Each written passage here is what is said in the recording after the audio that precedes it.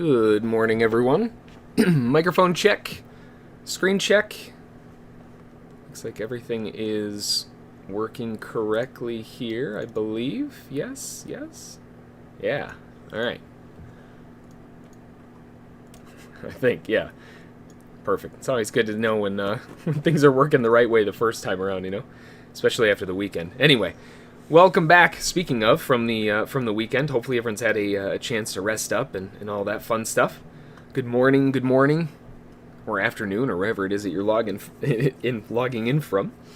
I hope you all had a chance to rest up over the weekend, get ready for the day ahead, and all that fun stuff. As per the usual, make sure to read through the morning prep PDF. Very important to go through and understand everything that is inside there. Just a quick note for you all as well before we jump on in today. If you're watching on the YouTube side of things, the stream does have between like a 5 and 30 second delay, which will definitely impact the timeliness of what I may be talking about at any given moment. All right. Good morning, good morning. Hang on one second here.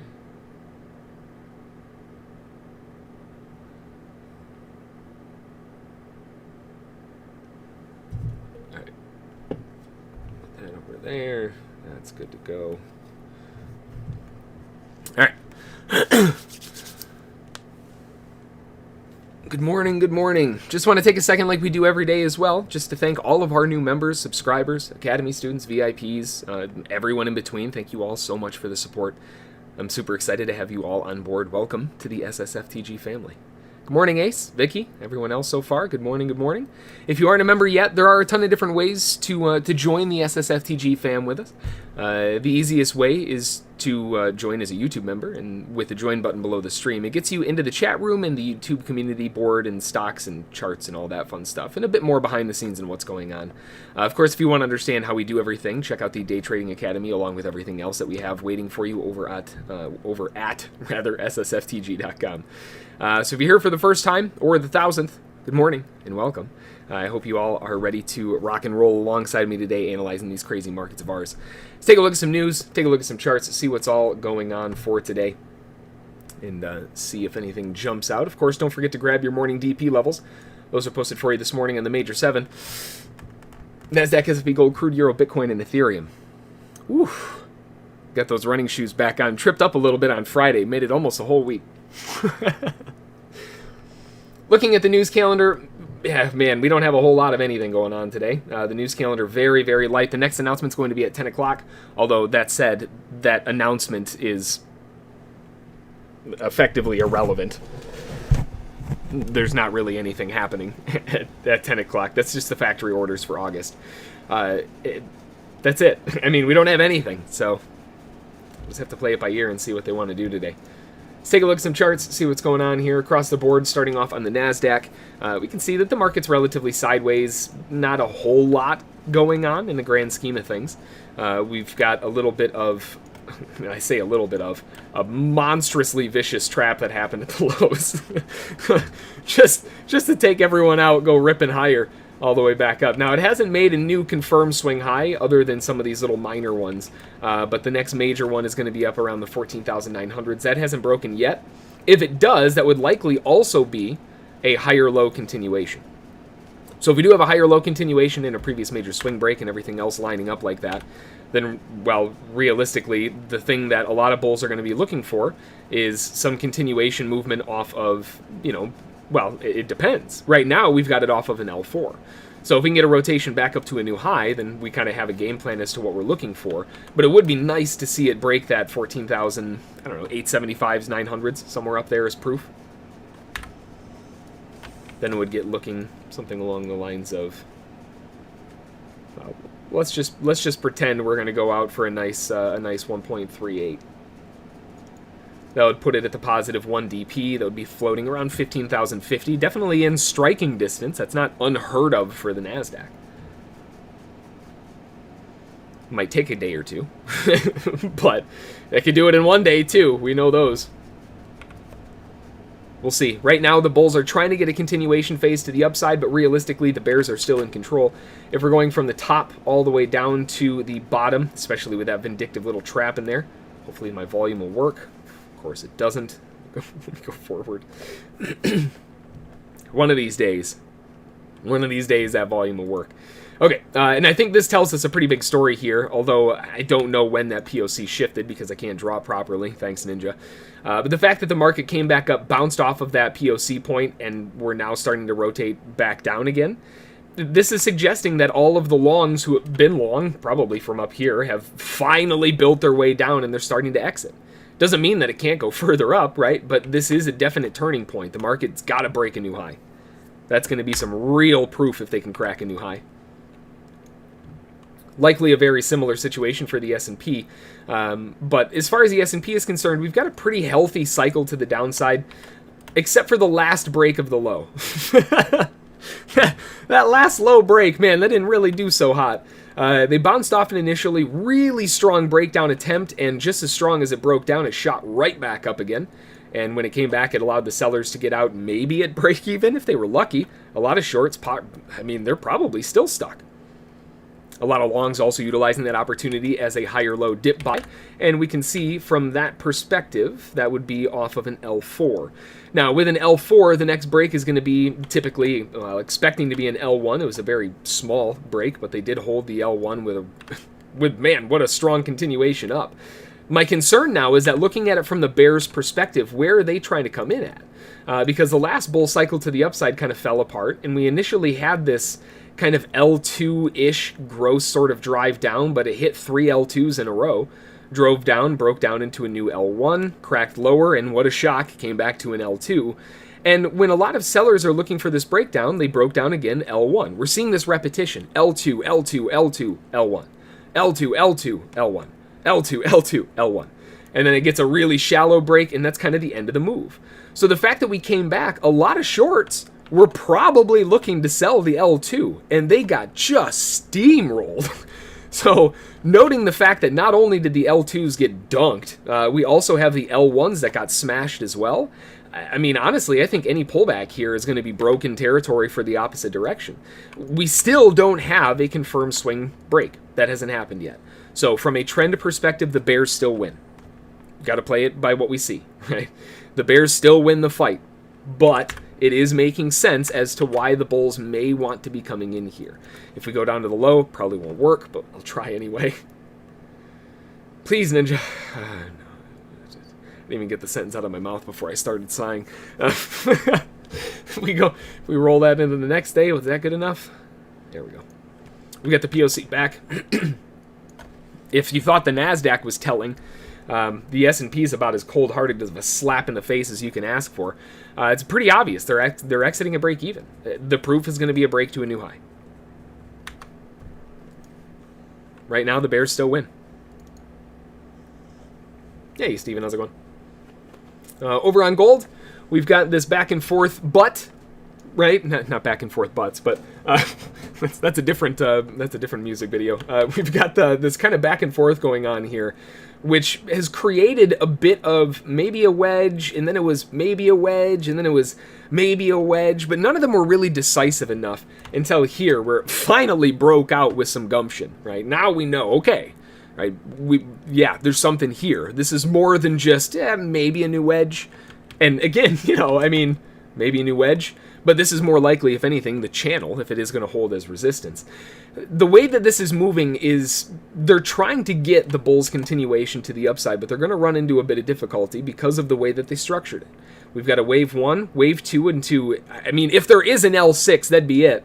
All the way into a new high, monstrous 300% rally, into a gross wave 4, and a completionary wave 5 up to a new high. The problem is that the trend is kind of done. But here's the beautiful part. Look really, really internally here, right? 1, 2, 3, 4, 5. And where did 5 end? Right at the base of wave 4. Golf clap. That's a perfect execution if I've ever seen one. Jeez. Now, in terms of the overall cycling, it's still very early. That's a micro cycle, and this could still very easily be an ABCD in a larger perspective. If that's the case, and we're probably going back to like the 1735s. But as it stands, we are demonstrating a really nice spot for the market to possibly go more sideways transitional, and that means back to the highs. We need a bit more proof from the bulls, but this is a really nice spot.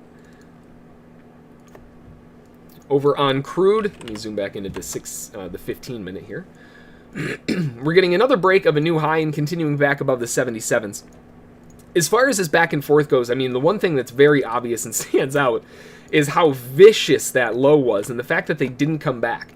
A lot of the patterns that we saw in gold, the market came back and retested the inside swing, right? Gave traders, if they were short, a chance to get out. Gave traders, if they wanted to get long and haven't yet, a chance to get long. This is making people FOMO in.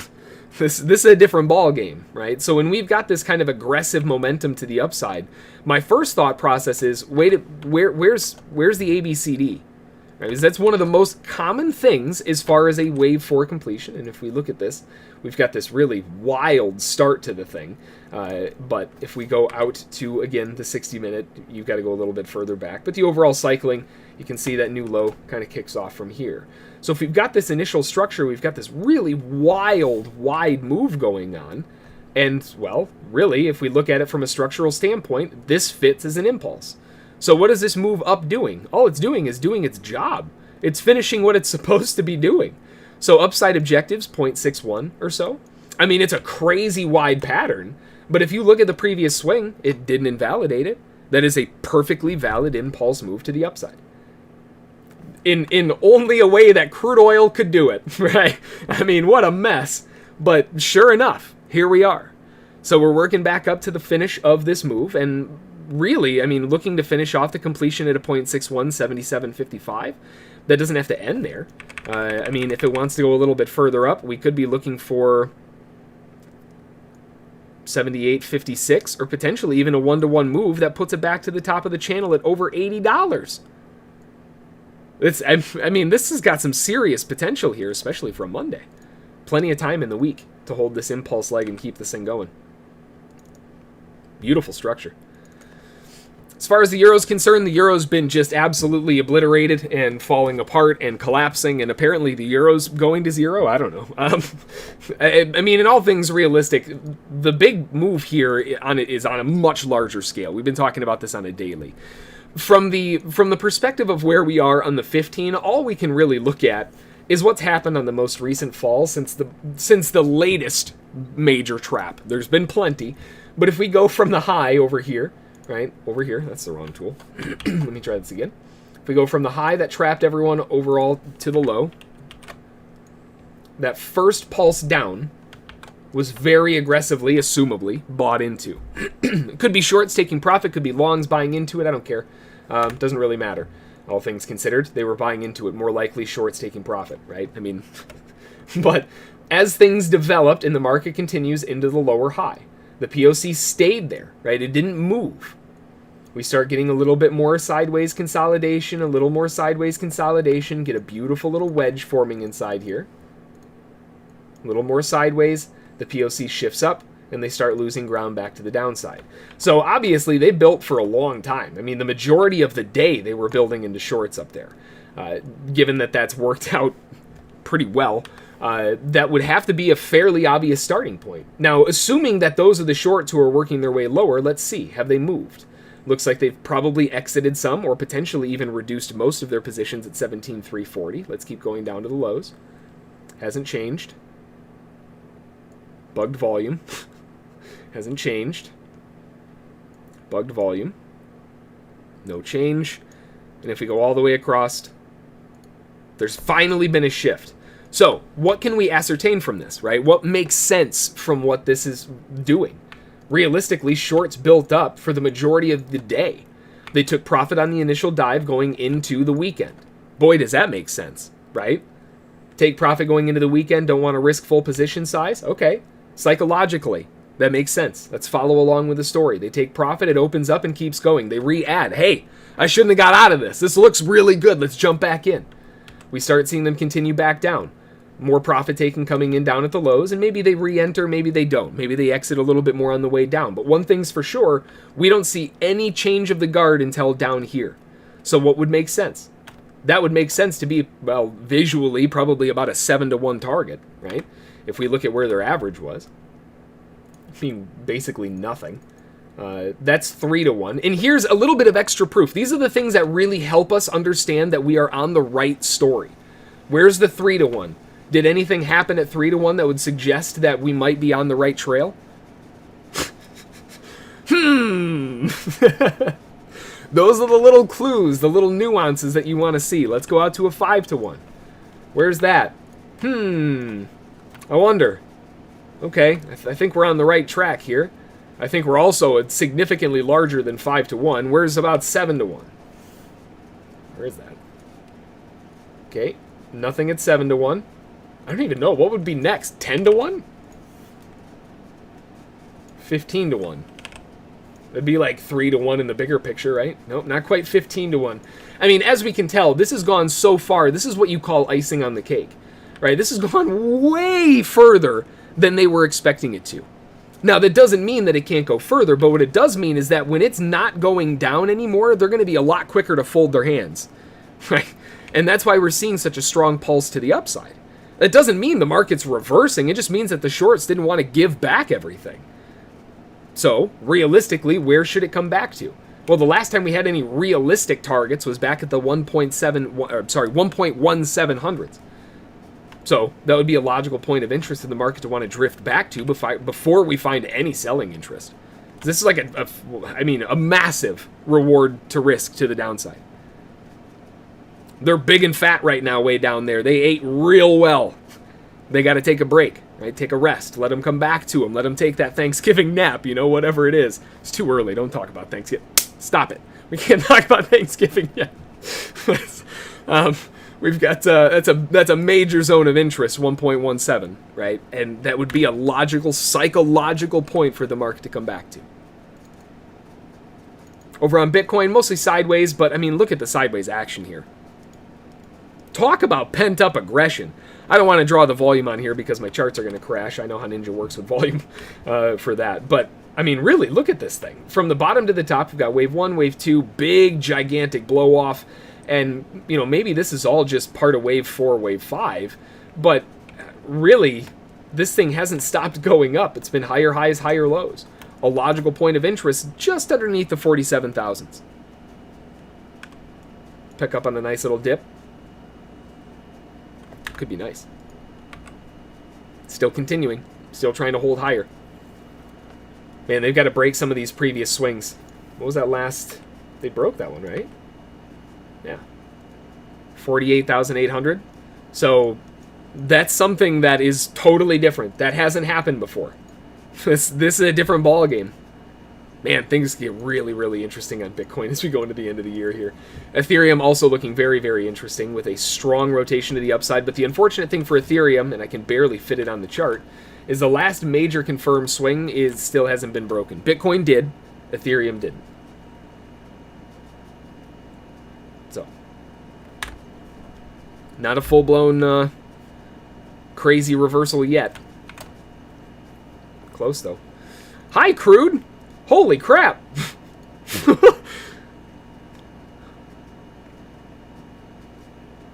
Wow. We got ourselves a move.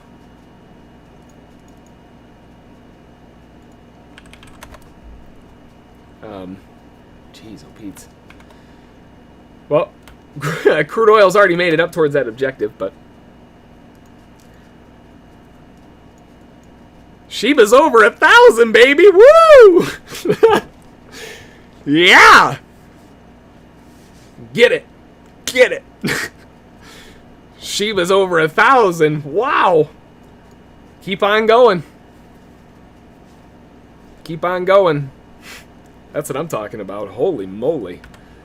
Hang on a second. I didn't realize it was over 1,000. I knew that thing was cruising, but I didn't know it was over a K.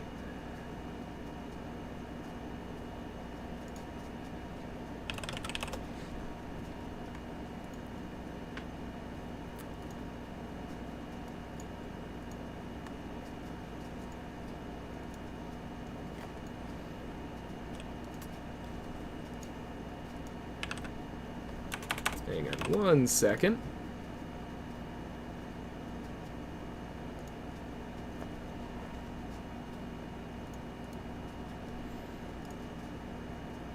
Sorry, I didn't realize Shiba was this high. I've got to take some profit on positions here. 2 seconds. When I last looked at it, it was in the 760s. I saw it poked its head above the 800s. I'm like, all right, cool. I didn't realize it went over 1,000. I mean, this is certainly not the end, but the way that I'm looking at Shiba, just so that we're on the same page, that's absolutely insane. Gotta look at it from a 15-minute chart. So we've been talking about Shiba for a while when it was bouncing back in the 600s, and in fact, it was before over here when we were initially talking about it. This first rally up, it's the same concept as to what's happening right now, right? This is very likely not going to be the end of this rally because, well, look at historically. It's just not how it works, right? Now, that said, does it make sense to take profit into the pulse up expecting that it'll pull back? Yeah, of course. Especially when it's gone up from 660 to over 1,000. It'd be ridiculous not to. But look at the bigger picture, right? Zoom out to something like a 240 minute. Look at how much look how much potential room there is to the next objective. The next nearest objective is 1,100, 1,200. Right, so you got another 200 sats, or sorry, these aren't even Satoshis. I forgot, this is actually in USD. This is the next spot at 1,200. Or 12,000, depending on what brokerage you're looking at. Above that, what's next? 1,800? Sub 2,000? Another 100% up from there? After that, 2,400? And man, holy crap, if they break 2,400, there's nothing until... I mean, that's a reach. I'd have to say at least 3,800. And then just wide open spaces. It's way, way up there, off to the moon and wherever else it wants to go. Now that I just lost my entire audience. But that's, I mean, yeah, this thing's a freaking rocket ship. But hold it and close your eyes? No, absolutely not. We're traders, right? Hodl to a degree, sure. But common sense to a degree is pretty important too.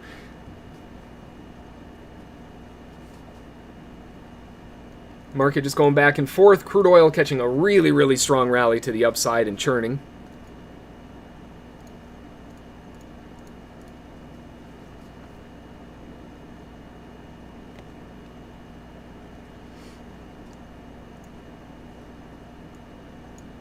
I think the big thing that's really throwing it off, more than anything, on the crypto market as a whole, is really the fact that Bitcoin did something that historically it didn't do, right? We kind of broke some of those major swings. Now, I would still really like to see this go above that major swing back in like the 54s or 53s or whatever it is. But still... this is a nice attempt. If they lose their ground here, it's kind of game over, though. Shiba looks like it could go absolutely nuts.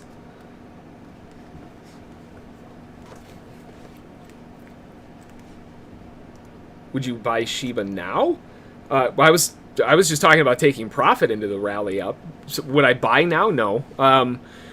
Not to say that it's not in DCA territory, but it feels like it's definitely FOMO chase. You know, usually when you FOMO chase, you get burned a little bit.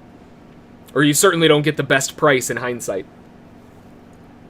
That said, if it does go up to 4,000, you know, even 20 bucks could still be worth 100. I mean, it depends on how aggressively, I guess, you want to approach it. Everyone's different.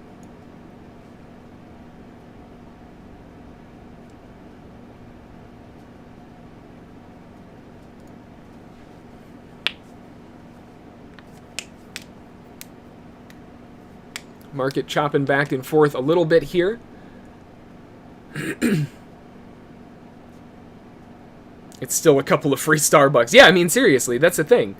You know, it's the same mentality like the $1 a day video I did on Crow, or when you're doing anything with Nexo, like the Nexo videos that I've been launching a couple days, for the last couple weeks here. It's the same mindset. It doesn't take a whole lot when you're talking a long term. And Shiba, you know, do I think Shiba's going to be around for a long time? I mean, look at Doge. Doge was built as a total joke, and it's still here. Right? So, you know, do I think that Shiba's still going to be here 10 years from now? Maybe. Do I think it's going to be worth what it is now? Maybe. Could be worth a lot more. Could be worth next to nothing. Doge did absolutely nothing for years before it finally pulsed, right? The same thing could be true here, where you have this really massive rally. It dumps all the way down to next to nothing and then does nothing for 3, 4, 5 years. People DCA in through those 3, 4, 5 years with small amounts, like $1 here, $1 there. Nothing that you're going to miss, but still millions of coins, right? And if it does go up to the moon, that $1 a day turns into hundreds of thousands of dollars potentially if it goes crazy. You know, the Shiba and all of those types of markets, I'm huge fans of it for those, right? So it's like, I'm just going to skip Starbucks. I'll buy Starbucks $3. Please. Sorry, I'm going to buy $30 in Shiba if I'm going to skip Starbucks. I got a muffin, you know.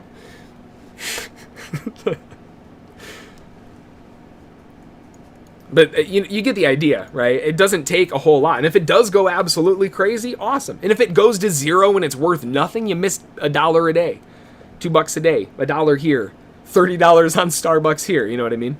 That's kind of the idea. If it goes to zero, you don't miss it. But that also means that you're totally fine psychologically just holding on to it and letting it do its thing.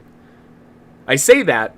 Psychologically, you'd be incredibly surprised how hard it is, even if you put $20 in, to not take profit when you see it's up 20%. You want to talk about hodl? When you're hodling through the major profit area, that's where it starts getting really tough.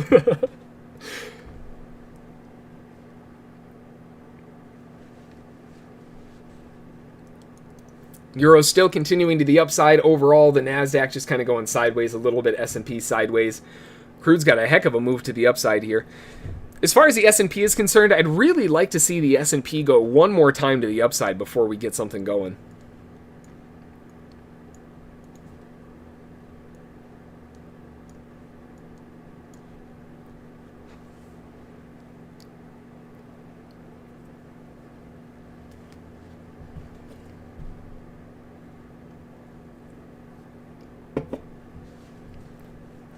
Let's see what they want to do.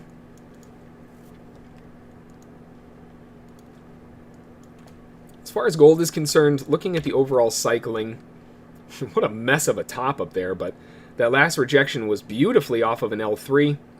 They missed the L1, they missed the L1. They got it right there. I thought we might be able to snake one in along the way with a deeper pullback to like an L2 or L3, but now that they've dove all the way down, my concern is from the opposite side of things here.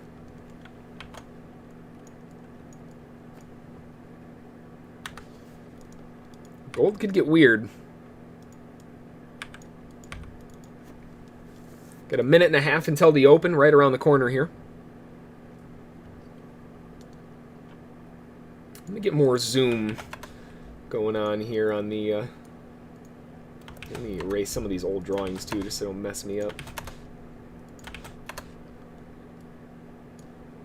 Zoom out of... I mean, crude oil we don't need to. That's just all right there.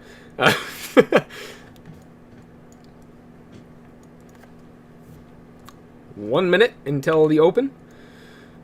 From the lows on the euro, with any sizable pullback, still L2 structures, L2 structures, L2s all the way up.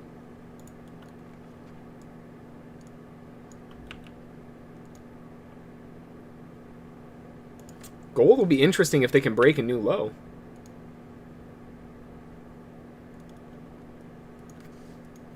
$30 seconds.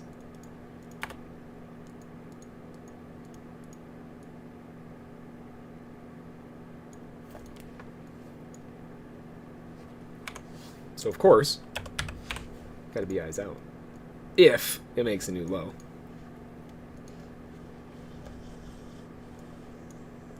Crude oil, I mean, pff.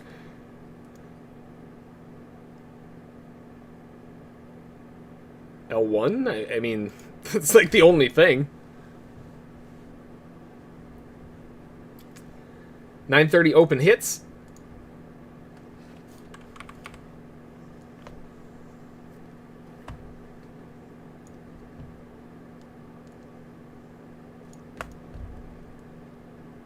You know, the overall volume, if we go back from the top, will it work? Okay.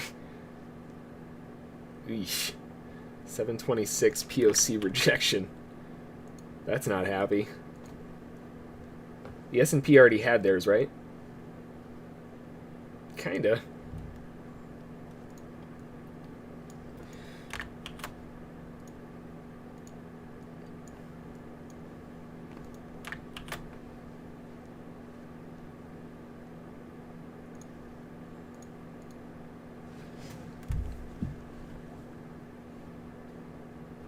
Yeah, I mean, the amount of momentum that's going on with gold, realistically, they've already had the L1 bounce. That happened right there.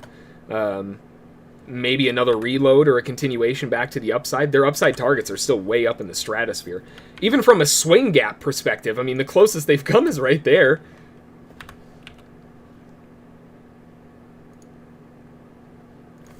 So even if they were to fill that gap halfway, that's at 77.60. A full gap closure of a swing gap would be 78.35. Just a bit of room.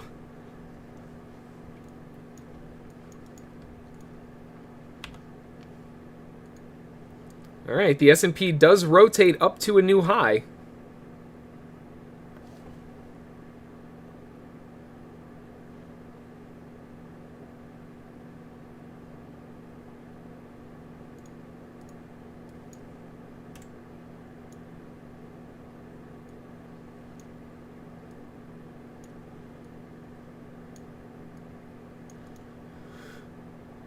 Oh, on gold, sorry. Yeah, it's my eyes immediately went to crude oil because that's the one that's going crazy. I just assumed L1 on crude. That's that goes a little look inside my brain there. Nice job, Steven. As far as gold, yeah, I mean gold's got to break down through first. It's got to actually prove it before we have anything firing off. Not to say that they can't get something earlier, though. Yeah, wake up! I've got my caffeine right here. I don't know.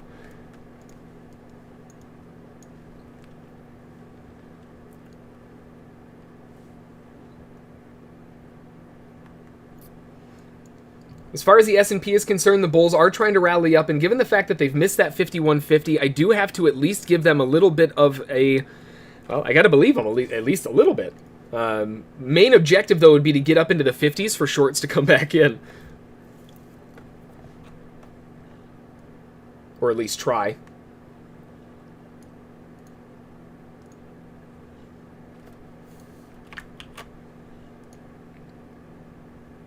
Considering the entire rally up, we're bouncing off of the bulls POC. I'm still okay with longs. That's fine.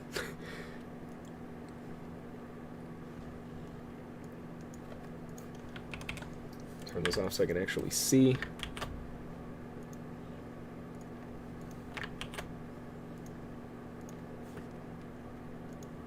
Oh, it won't work. I can't draw it up there because the volume's bugged, but either way, I mean, we're right around that area.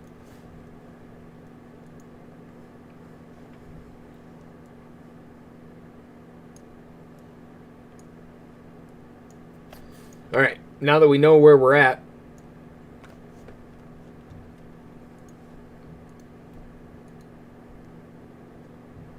nice job, Ace. Have a good one.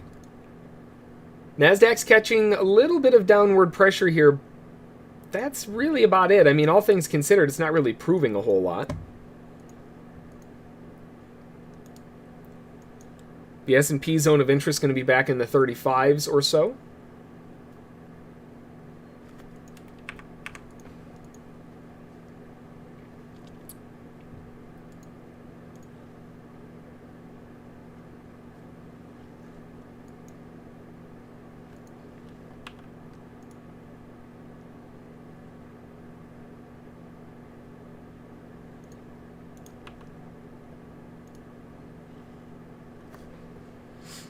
And the NASDAQ is trying to go the opposite direction here.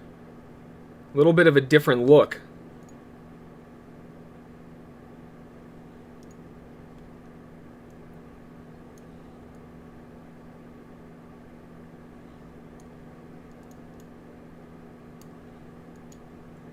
First objectives on the S&P. filled and taken out. Continuation targets are a little bit wider.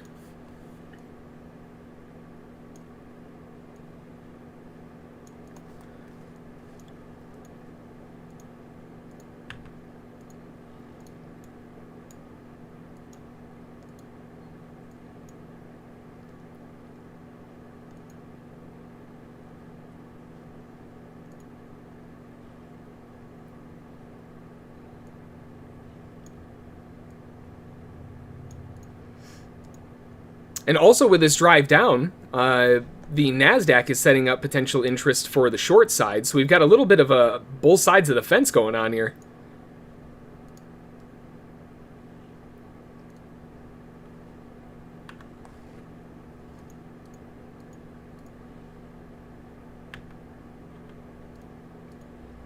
They filled the scalp again. Can they get through this time?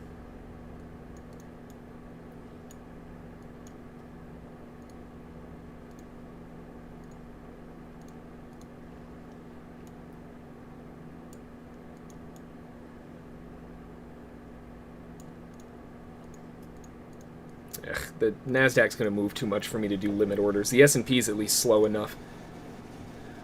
And just because I know how that's going to work if I do that, let's just use the MIT and just get it over with now.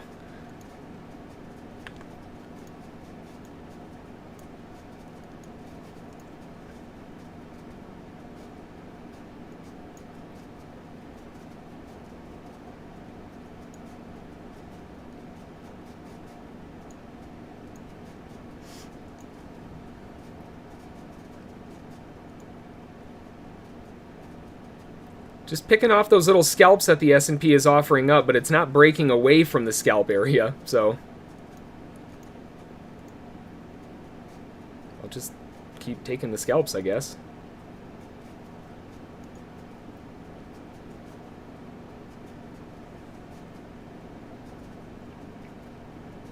Got 2-ish minutes until this candle's done. The way this candle closes is going to be super telling.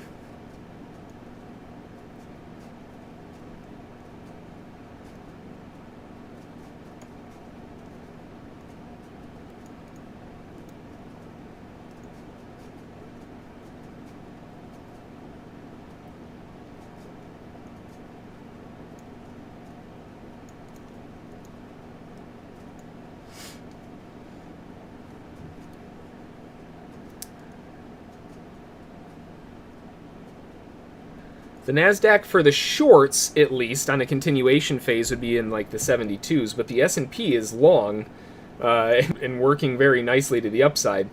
So this little breakdown in the NASDAQ, I think, is more just kind of challenging these major POCs from the previous and seeing, hey, are you guys actually still here, or what are you doing? Their response is going to be pretty important here.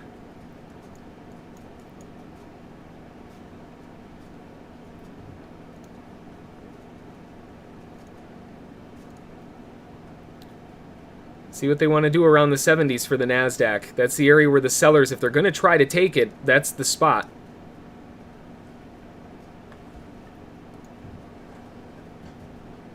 They went up to 65. Okay.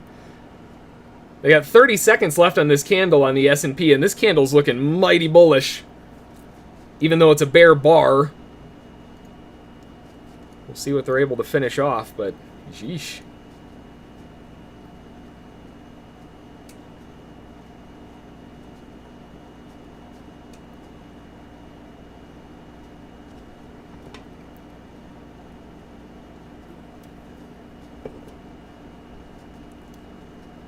More continuation up. They're trying to get it going.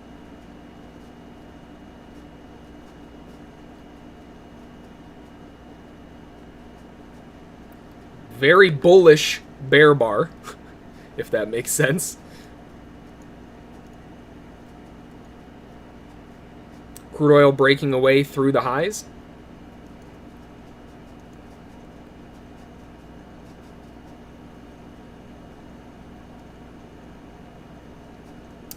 Come on, ES. You got 5150, the previous POC. You've got settlement, the major swing up there. Everything is up there.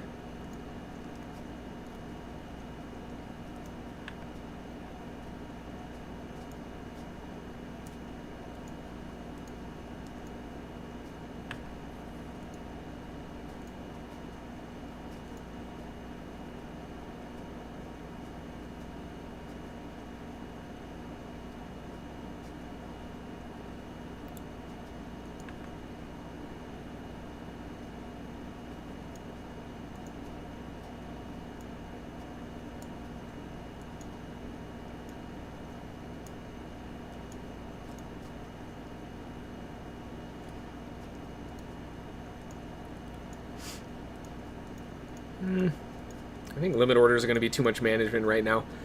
First zone of interest is then going to be breaking back above the 35s and attempting to continue back up towards the 42s as the area of interest. But if they start breaking through the 30s by much, that could definitely cause some issues. The NASDAQ still continuing to the downside.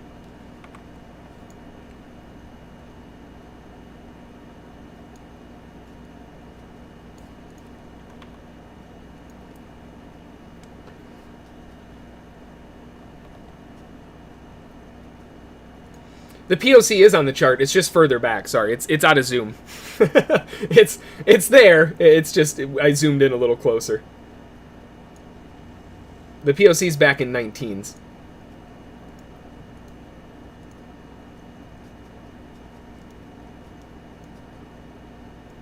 Does the S&P have a truckload of orders sitting on 30, or what's going on here? Sheesh. Yeah, if you were to look at the near, like the super near term, the developing one is currently at like the 34 area.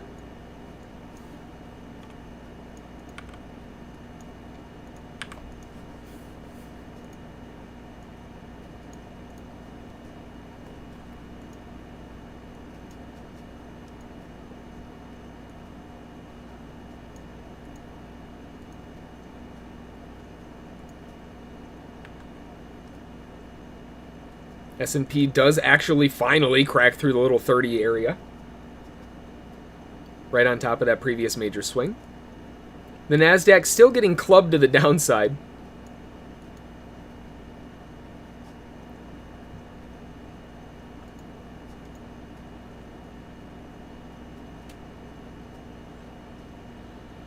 I still like the prospect of the S&P for the long, but it did pull back a little bit deeper. Seems like they want to try to trap some of these inside swings. The S&P still has all the support. It makes sense why the NASDAQ's falling apart. It lost all of its support.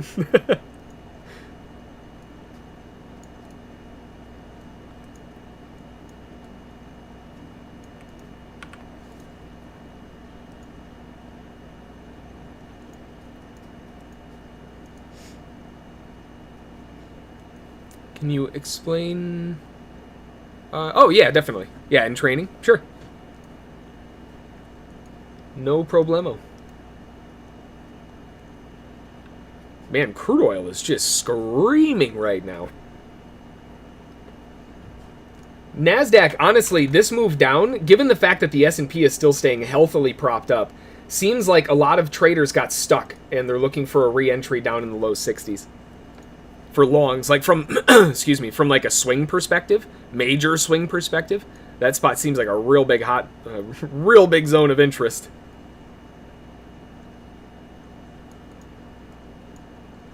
The shorts still have a bit more room if they can back up.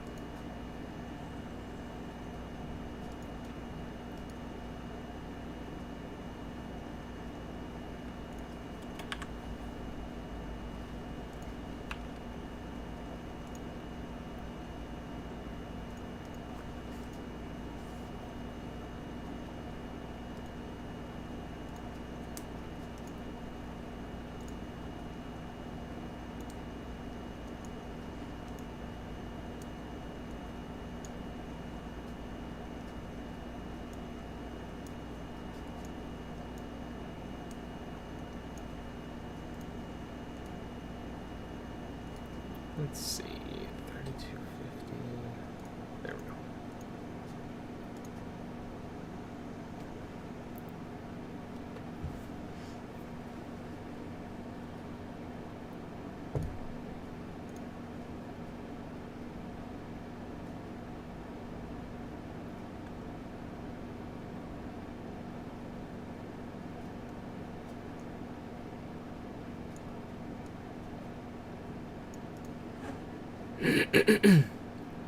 Market's still hovering.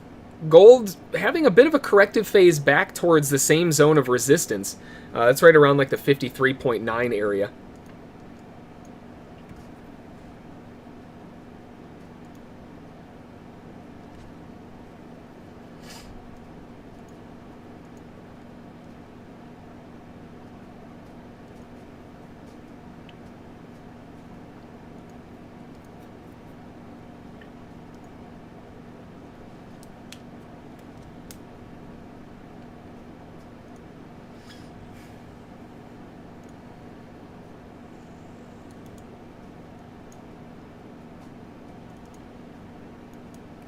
Actually, I know how this market's been today. We'll play it smart.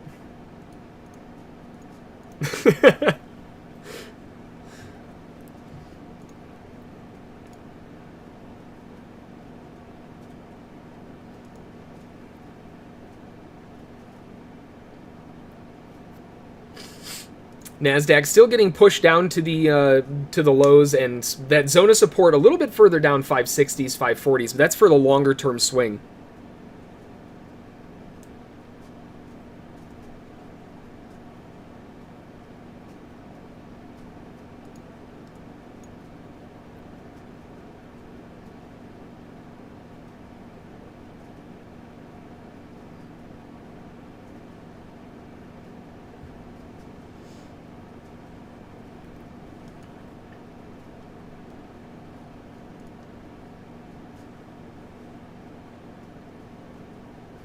Crude oil's gunning for 100. Jeez.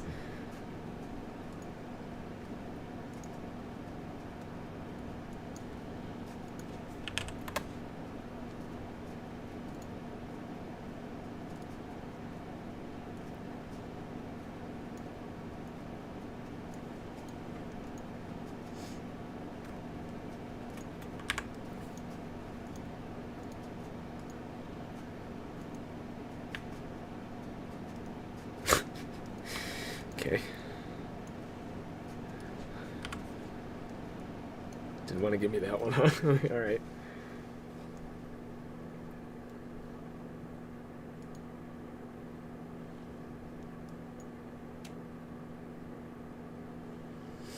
Now, what would be really optimal from like a patterning perspective, because again, the market's still migrating its way down on the NASDAQ very firmly, not even new highs, nothing. If the longs were going to try to come in, which again, every assumption is that it's going to be low probability anyway. But if it does come into that area, I mean, being the first one to the party is going to be tough. You might be a lot better served to look for something along those lines, or like a pattern or some kind of consolidation or something to happen first, just because the NASDAQ doesn't have any of the support. Like the S&P is already gotten its support. It's gotten everything it needed to do.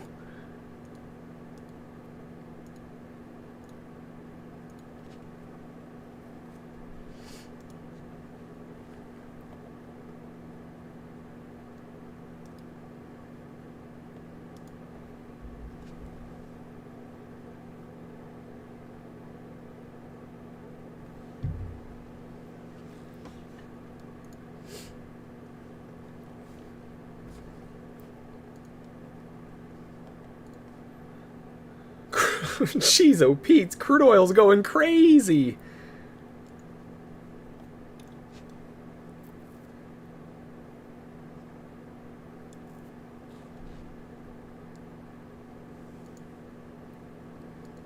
No pullback. Just straight up. Same with the NASDAQ to the downside. Just straight down.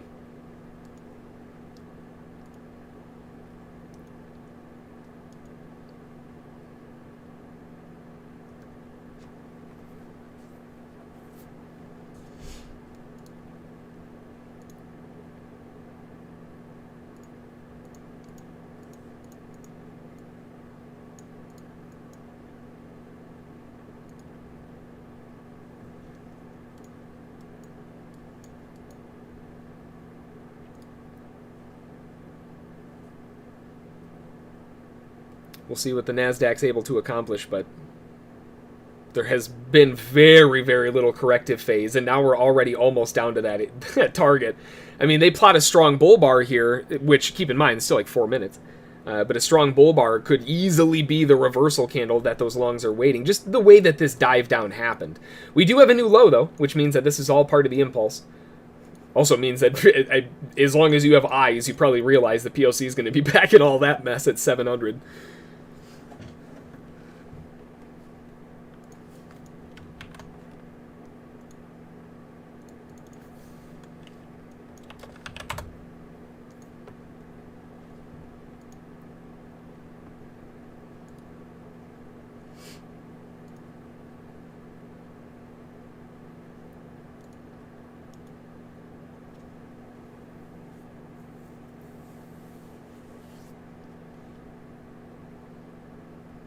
NASDAQ just kind of chopping around, not really doing much. Getting very close to that support zone just underneath the lows, into the low 60s or high 50s.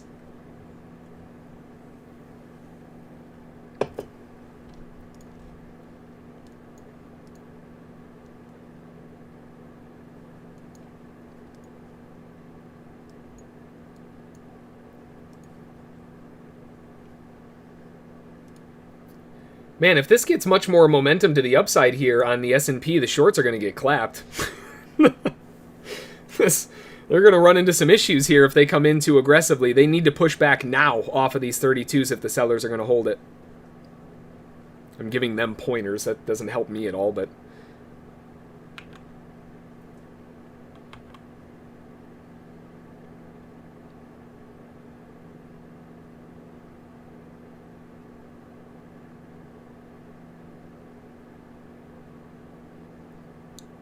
sellers do show up off of that area. Not really any sizable pullback at all on the NASDAQ.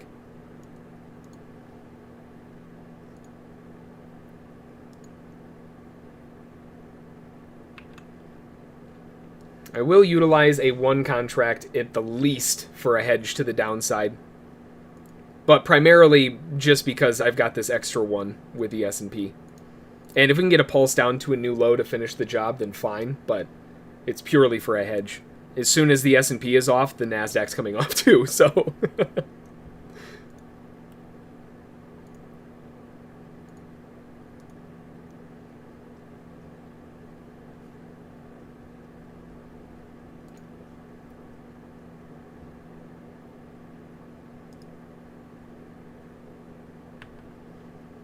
Nice pulse down.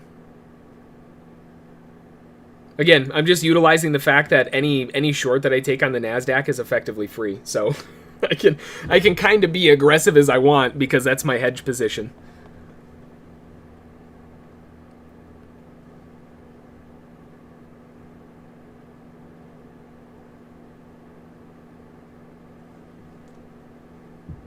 Got about 5 minutes until we hit top of the hour, waiting for the S&P to roll back up. The NASDAQ's down in its major zone of support.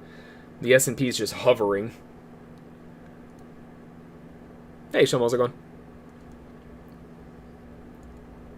And then after we move into training time, I'll also cover that question for you, Vicky, and then we'll any other questions that come in, feel free to get those covered, and we'll rock and roll.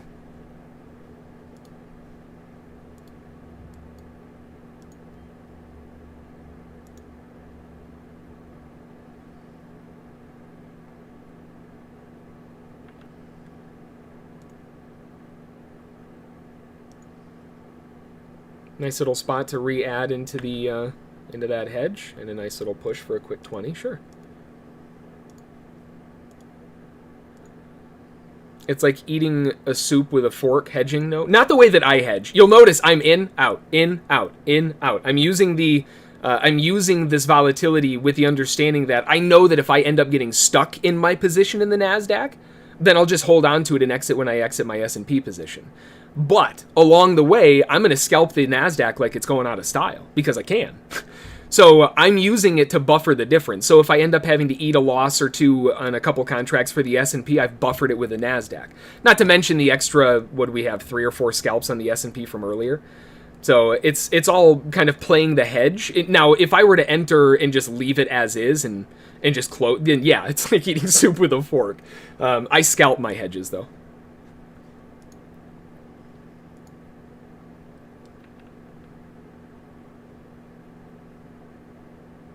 Of course, if I get filled. Story of my friggin' life.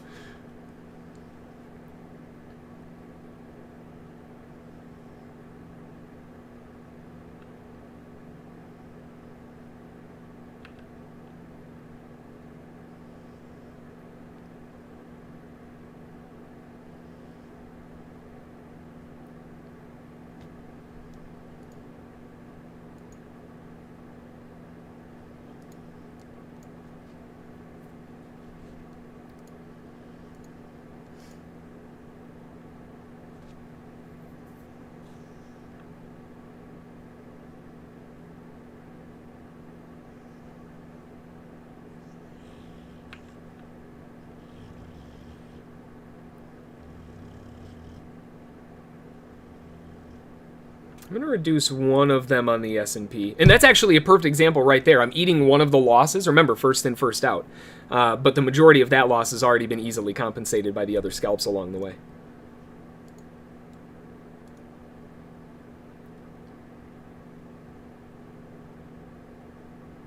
I use it as a method of compensation, I guess is the best way to put it.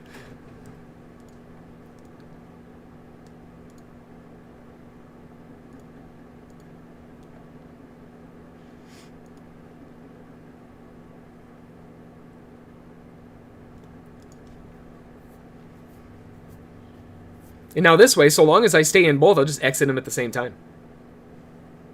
So I don't even necessarily have to scalp out of my S&P long now. I'll still, like, my normal position size, I like keeping my average position size around 5 and then scalp the 6th, 7th, whatever, use those as my buffer. But because of how fast the NASDAQ is, this is kind of like this is a pretty close hedge, in my opinion.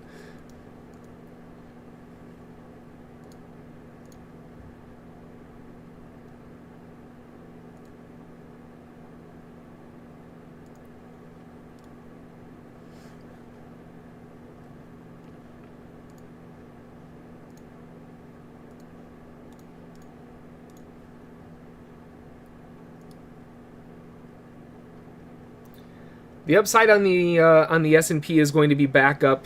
I mean, preferably through 35. Like I said, we don't even necessarily have to take the scalper's objective anymore.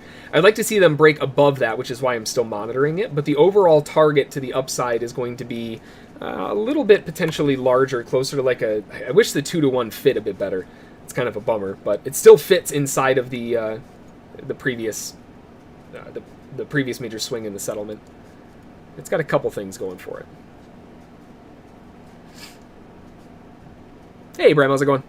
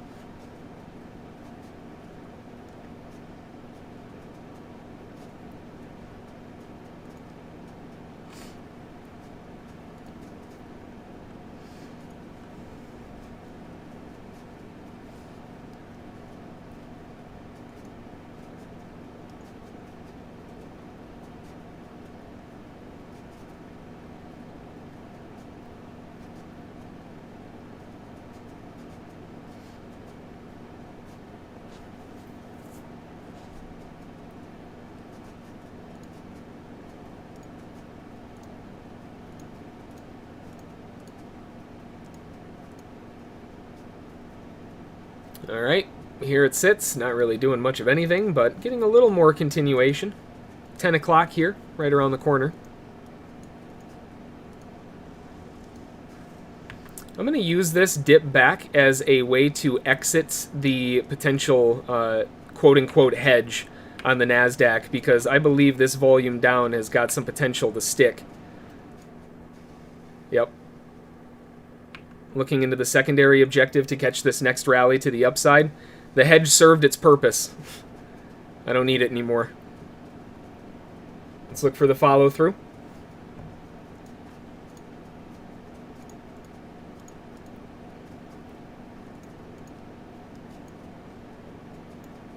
Final objective's going to be up in the 42s.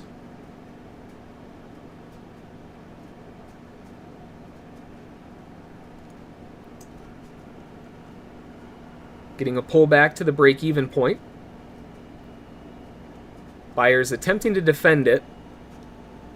Losing their ground back under. Alright, just fill the damn thing. Jeez. Alright, I'm out.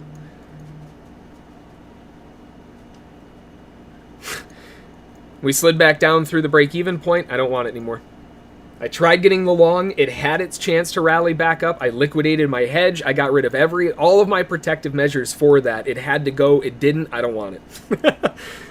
It worked out in the end. I mean, the hedge and in between everything else, it worked out nicely, but...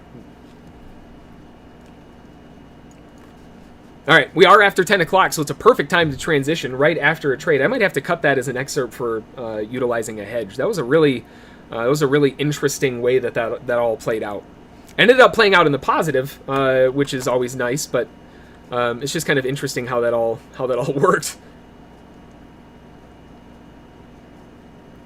Now, just so you can see, within all of that back and forth and all of that chop and slot, before we transition over to the extended session, and then we'll go, the math of all of that back and forth, dollars and cents and all that crap aside, that doesn't matter. Just looking at the percentages here, right? 12 total trades.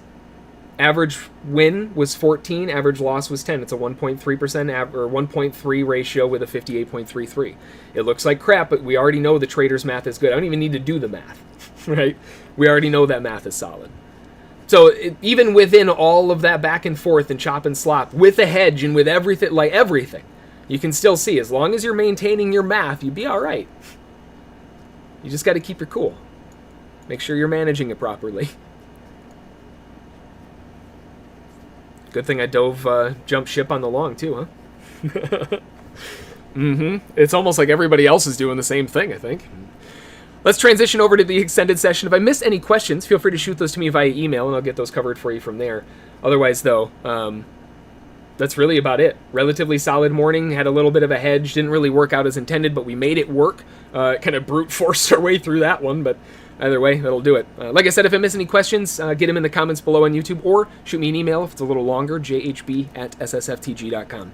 Until the next one, though, enjoy, rest up. I hope you had a great day of trading, and we will see you all tomorrow morning. All right, for the rest of you who are hanging out in the extended session, just stay tuned, and we'll swap over. Have a good one. We'll talk to y'all later. Thanks.